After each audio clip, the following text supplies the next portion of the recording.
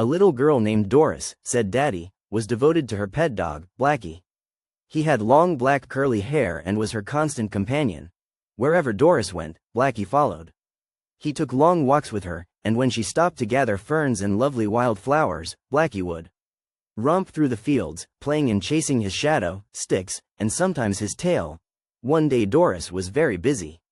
She was getting ready for a magic lantern show she was going to give for some of her little friends that evening. Blackie went out alone. He thought at first he would take a long scamper over the hills, and then he decided that he would go and see some of the other dogs in the village where Doris lived. He thought perhaps they would like to take a run, and it would be so much more fun to have companions. He knew his mistress would not be able to leave the house, for she had told him so, and Blackie always understood. He went up into the village, and before he had met any of his special friends he came across a big bone. He had met several dogs he knew well enough to sniff it and wag his tail to as he went by, but he was waiting to see some of his really good friends when he happened upon the bone. "This looks good," he said to himself. "I do believe I'll take it home and spend the afternoon munching on the bone." Blackie ran home and into the side yard. What a time he did have, but it was not long before Doris saw him. "What, back again?" she said. And Blackie wagged his tail. "Maybe I'll get through in time for a little scamper." Of course Blackie knew perfectly well what a scamper meant, and he barked delightedly. "What have you got there?" asked Doris as she noticed the bone. Somehow it had a peculiar look and a very peculiar odor, and in a moment Doris thought of poison. That was always the danger about bones that were found. She thought to herself, as she took the bone and looked at it, that there have been people cruel enough to put poison around on bones so dogs would eat it. She threw the bone away, and though Blackie looked very much disappointed, he knew that it must be quite a horrid bone if his mistress wouldn't let him have it. For she knew how much he loved bones and would never take it away from him if she didn't have to do so. "I think I'll be able to leave now," said Doris. For the bone still worried her, and she thought perhaps it would be good for Blackie to have a run. Blackie was very happy again, but when they were a little way out of the village, Blackie didn't seem to want to run, and he stopped every few moments to eat grass. Dogs usually do that when they are feeling ill. Again Doris thought of the bone and how worried she was. Blackie didn't want to run, and was so unlike himself. Pretty soon she decided to go home, and Blackie seemed very glad of that. She telephoned her little friends and said that the magic lantern show would be put off for Blackie was ill. How badly they all felt, for they knew how much she loved Blackie. But she didn't forget about the other little dogs. She told all her friends to watch their pets, for she imagined a cruel person who wanted to poison dogs was around. During the evening Blackie grew worse. Oh, how sick he was. He was so hot, and Doris kept sponging his head with cool water. He would look at her out of his brown eyes and tell her how grateful he was, and he would try to say that he did not want to leave his mistress. Life had been so happy for him. "Oh, Blackie," whispered Doris, as she bathed his head, and as her tears rolled down on his black shaggy hairs, "would they kill little dogs who are people's pets, just because they are so mean and don't know what it is to understand and love an animal? And they put the poison around anywhere so that the good are just as apt to eat it as perhaps one dog who is naughty." But Blackie got well, and perhaps the cruel person heard about it, for there was no more dog poisoning in that village. A little boy named Melville, said Daddy, had heard that day that everyone should make hay while the sun was shining. "Make hay while the sun shines," was what Melville had been told. The one who had told him this was his teacher in school. How could anyone make hay in the wintertime, and the sun shone in the wintertime as well as in the summertime? He thought. He wondered about it more and more as he felt the warmth of Mr. Sun shining into his window. He was sitting curled up in a big armchair. How he wished he could ask Mr. Sun what it meant. Of course he could ask his teacher tomorrow. There must be some meaning to it, or some catch to it which he didn't understand. Mr. Sun looked very pleasant, and as though he would be quite willing to tell Melville if only Melville knew how to ask him so he would hear. How nice and warm Mr. Sun was. More and more sleepy did Melville become, and after a few moments he was sound asleep. Then it seemed as though Mr. Sun came and sat on the window sill. "It is true," said Mr. Sun, "that one can only make hay when the season allows it, and the season doesn't allow it when it is winter, most assuredly. But the expression, 'make hay while the sun shines,' has nothing to do with the seasons. It is simply an expression meaning to take advantage of the good weather or the good time or the good season and prepare for ones which aren't so good. For example, when daddies and mothers are well and strong, they try to save a little money for the days when illness may come. That is making hay while the sun shines, for they're saving during the time when they get a chance to save. When children study when they're young, they're making hay while the sun shines, for they're taking advantage of the opportunities they have, which will make them wise when they're men and women. When people are wise and take advantage of time, it is making hay while the sun shines, for it is not losing time. The expression, as you see, means taking advantage of good times to prepare for bad times, and it started by someone telling someone else to see about the hay while the sun was shining, for the rain might come, and then it would be too late. And, continued the son, it is a wise saying, a very wise saying, indeed. It's all right to be a winter vegetable or to be a summer vegetable, and it's all right to be any kind of a vegetable at all a vegetable wishes to be, said the squash, but it's sad above everything to be a squash. And why so? Asked one of the potatoes. Because there is something flat about being a squash. Just think of the family name, for example, Squash. Doesn't it sound flat and squashed and trampled upon and walked upon and squashed down flat? It has such a hopeless sound. It does sound that way, said the potato. But still you aren't all trampled upon and squashed down flat. In fact, I don't know that I ever saw folks going around and trampling upon you. To be sure, your name has a flat, trampled upon sound. And, oh, dear, said the squash, we're such a dull sort of family. There is no interest to us. We're not fascinating and pretty, like the tomatoes, and we're not even loved by some and hated by others, like the cucumbers. They're interesting, for they have both friends and enemies. Now we haven't any who really love us. Most people think we'll do and that we do no harm and that we're all right, but no one even gets excited over squash. It is indeed sad to be nothing but a squash. I was made by a very fine boy, said Jack-o'-lantern. I was a little nervous when he was cutting out my nose for fear he'd give me a crooked nose. But he didn't. I have a fine nose, haven't I? Indeed, your nose is a thing of beauty, said Billy Brownie. And my eyes are nice, asked Jack-o'-lantern. There is nothing the matter with your eyes, grinned Billy Brownie. Good, said Jack-o'-lantern. And, he added after a moment, I do hope you feel like admiring my mouth. It is such a nice big mouth. It is a nice big mouth, laughed Billy Brownie. Yes, I think you're a fine fellow, and I love the headpiece of a bit of greenstock you wear at the top of your head. It makes you look quite dashing. And I'm sure your candle will shine through beautifully when it is lighted, Billy Brownie added. And then I will go Halloween calling, said Jack-o'-lantern. What joy that will be! Yes, I will go calling on many people, and I will sit on their doorsteps all by myself with no one to tell me what to do and no one to tell me how to act. For I will know how to act.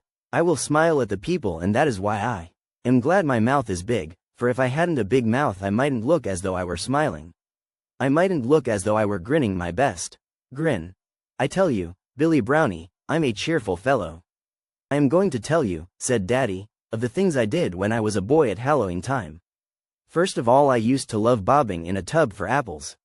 I wore a bathing cap so if it was a cold evening my mother wouldn't be afraid I'd get my hair wet and catch cold because she knew how far down I'd dive into the tub of water. And we all did the same. The girls needed the bathing caps on their heads more than the boys did, and they certainly could dive with hair all held in so dry and safe by their caps. Then we would play games, and one of our favorite games was to run races carrying peanuts on knives. 2 at a time would race against each other. The end of the race would be a big bowl set on the floor, and we would start off at the other end of the room. Then we would each have a lot of peanuts and we would carry as many as we could on our knife until we had gotten rid of all of them. We had to take all the peanuts to the bowl without letting any drop off. It was most exciting, for though none of the other children could push us or joggle us, they could make funny remarks to us and we would start laughing, and sometimes our knife would shake and we'd drop the peanuts and have to start all over again. Sometimes we would only take one at a time because we could get them all to the bowl more quickly that way in the long run. Sometimes the one who starts off fastest does not win, you know.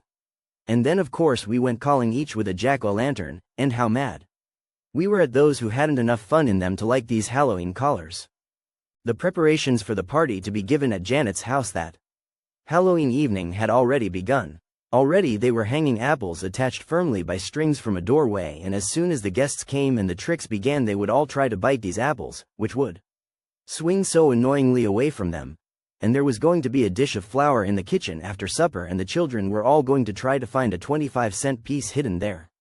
They were going to hunt for it with their teeth. And there were apples bobbing in a great tub of water. And these had to be caught by the teeth too. Some of these held pennies.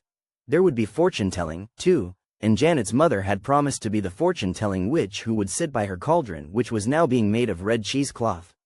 At the bottom of it, barely hidden, there would be a flashlight which would be kept going all the time, of course. Oh, the party was going to be splendid. Janet knew that, and yet, she wished she knew why they had a party, not that she didn't want a party, but just why was it for this evening with the strange name?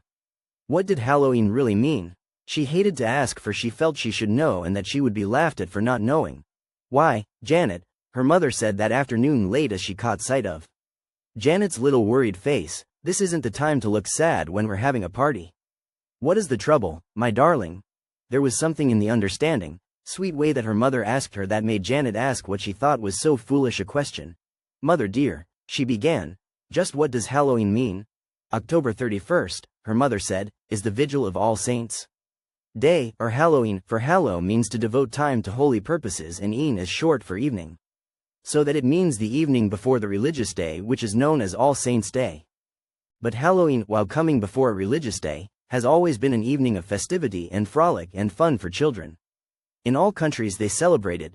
It is a real children's evening, though in various countries the children have their own little ways of celebrating.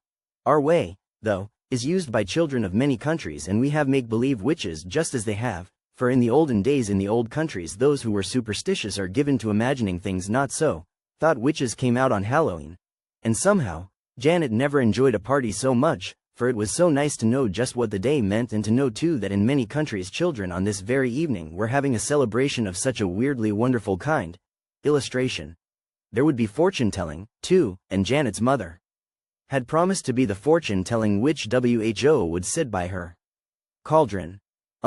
Page 256 A little girl, whose name was Kitty, was very anxious to win the prize, said Daddy. I shall work so hard over it, she said to herself, and she refused an invitation to walk with her friends that afternoon. She put her hand to her head and thought hard, but she couldn't think of anything to write. She dipped her pen into the ink well and only made 2 smudge spots on the paper in front of her. Oh, she sighed, I wish I had gone for a walk. I feel so sleepy, and staying in the house all afternoon is so silly. She really was much annoyed with herself, and soon she put her head down on her desk and went sound asleep. Pretty soon the 2 smudge spots grew larger and larger.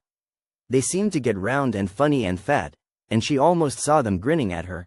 Soon she saw that around one spot was a wide band of white on which were written the words, I'm Mr. Pen and I'll write you a story.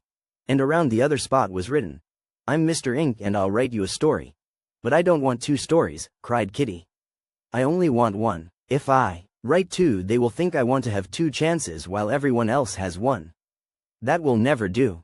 But the round, smudgy spots proved to be Billy Brownie and Benny Brownie, and it was around their hats that the words were written about. Mr. Pen and Mr. Ink. We are going to whisper to you the most marvelous of stories, they said. And they grinned and hugged each other with delight. She'll win the prize, said Billy Brownie, and his brother Benny laughed and said, she certainly will. And then they told her, while she was napping, the most wonderful story you can imagine. I won't forget it, will I? She asked, and the 2 Brownies laughed and said, forget one of your stories? Never. And then Kitty stretched out her arms until one hand was taking hold of Mr. Pen and the other was bringing Mr. Ink's home, the ink well, forward on the desk. Ah, she said, as she rubbed her eyes and looked at the paper in front of her. What a nice sleep I have had. I feel so fresh and just like writing a composition. I am so glad I didn't go out, for I know just what I want to write about. Kitty wrote all the afternoon, and the very last thing she did was to make a nice, neat copy of the composition. When it was all ready and tied with a little piece of blue string at the top, she put it away in her desk drawer until the time came to hand it in. Of course, she won the prize, and the teacher said that it was because her composition showed she had taken time to think about it, but Kitty knew it was because of the brownies. Goodbye, said the golden butterfly. It is late for me to be out and I must leave now. I have come around because it is what they call Indian summer. That is when another week of summer comes in the autumn, when people have almost become used to cold weather. I must still do a little more work in this warm sunshine, the bumblebee said. You know it has been said of us that we improve each shining hour. But, said the golden butterfly, how do you know you're improving each shining hour? Aren't the hours all right as they are? Yes, said the bumblebee, that may be so, and they may be all right spent idly by some people. I don't suppose the hours care so very much, though I have heard they hated to be wasted, and we will never waste them. But they like to give pleasure and to have people take rests and enjoy themselves, too, said the golden butterfly. And as he waved a golden wing in farewell, he said to himself, Bumblebees overdo things. They work so hard that they've forgotten how to play, and that is the saddest thing about their lives. Ha, ha, said the furnace, as the pieces of coal were being shoved in. Ha, ha, he laughed. So they're becoming anxious to have me working again.